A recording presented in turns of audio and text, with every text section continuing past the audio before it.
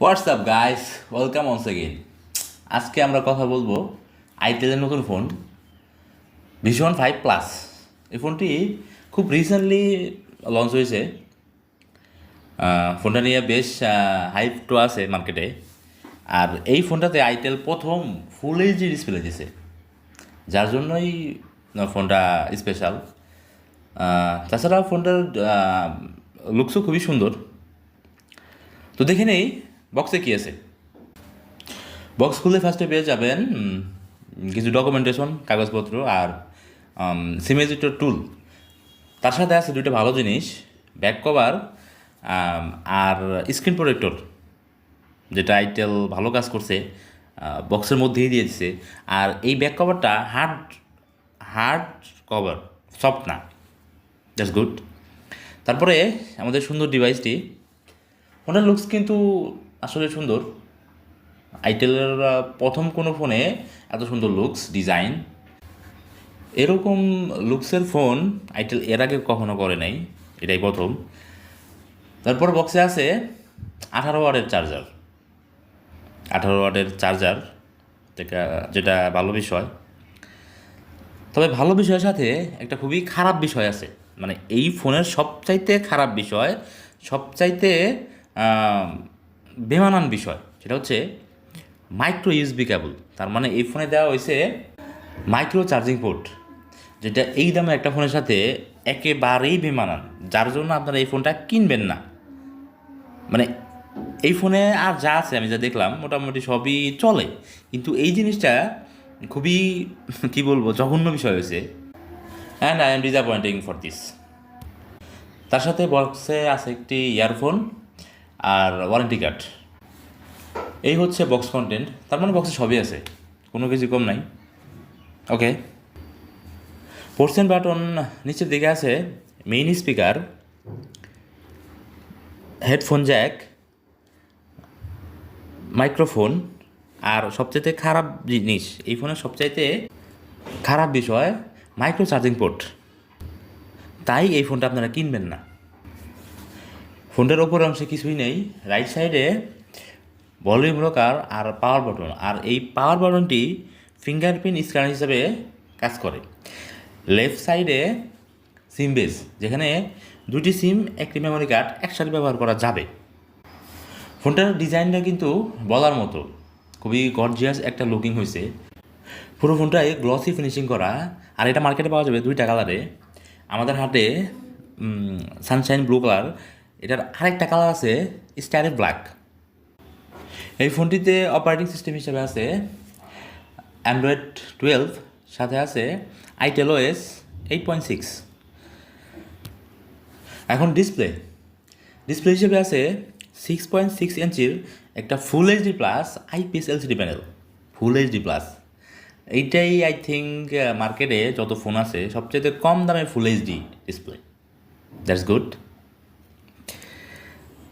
এই ডিসপ্লের resolution 2408x1080। এখন ক্যামেরা, এই ফোনটির রেয়ার পার্টে আছে 3টা ক্যামেরা, যার প্রাইমারি ক্যামেরা 16 মেগাপিক্সেলের। এই ফোনে আলট্রা ওয়াইড সেন্সরও আছে 2 মেগাপিক্সেলের, আর সাথে আছে একটা 0.3, এটা কোনো মেগাপিক্সেল না, 0.3 ডেপ সেন্সর।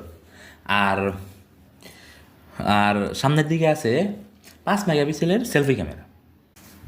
এখন হার্ডওয়্যার, এই ফোনটিতে ব্যবহার করা হয়েছে ইউনিএসওসির নতুন প্রসেসর T606 অক্টাকোর 1.6 GHz।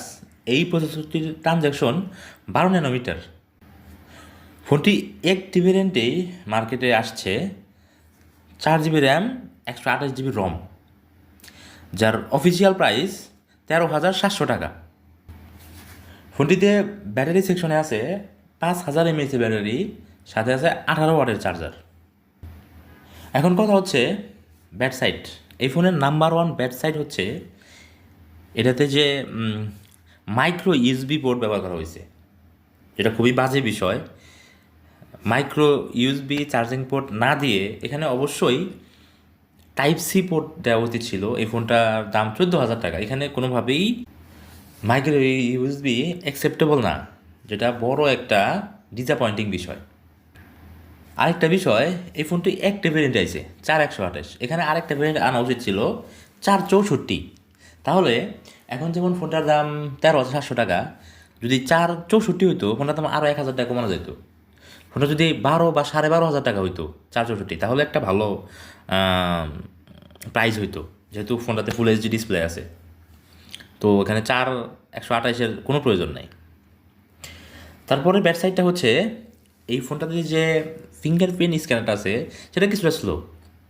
দেন হচ্ছে এই ফোনটার প্রসেসর, এখানে যে 606 প্রসেসরটা ব্যবহার করেছে, এইটা কিন্তু T610 ওই প্রসেসরের চাইতে দুর্বল।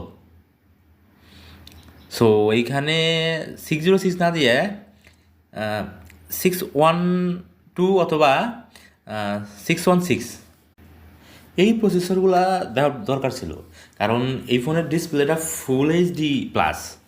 ফুল এইচডি ডিসপ্লে চালাইতে গেলে শক্তিশালী প্রসেসরের প্রয়োজন হয়, তা না হলে 6-7 মাস পরেই ফোনটা স্লো হয়ে যাবে।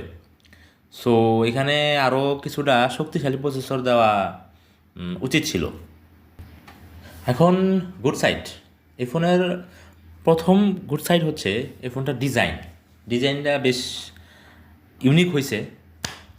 আইটেল বা এই যে 10-12 হাজার টাকা ফোনের যে টিপিক্যাল ডিজাইন হয়, তার চাইতে এই ফোনের ডিজাইনটা কিছু ডিফারেন্ট হয়েছে, দেখতে সুন্দরই লাগে। নির্মাণশৈলী, প্রিন্ট কোয়ালিটি ভালো। তারপরে আরেকটা ভালো বিষয় হচ্ছে ডিসপ্লেটা ফুল এইচডি, বেশ ব্রাইট অ্যান্ড স্মুথ ফিল পাওয়া যায় ডিসপ্লে থেকে। ডিসপ্লের ভিউইং অ্যাঙ্গেল, কালার কোয়ালিটি ভালো। দেন বলতে হবে ক্যামেরা, এই ফোনের যে ব্যাক ক্যামেরা 16 মেগাপিক্সেলের, এটার পারফরমেন্সও মোটামুটি ভালো। তো শেষ, রিভিউ ভিডিও শেষ, ফোনের ব্যাড সাইড গুড সাইড সবই শেষ। তো ওকে, টাটা, থ্যাংকস ফর ওয়াচিং।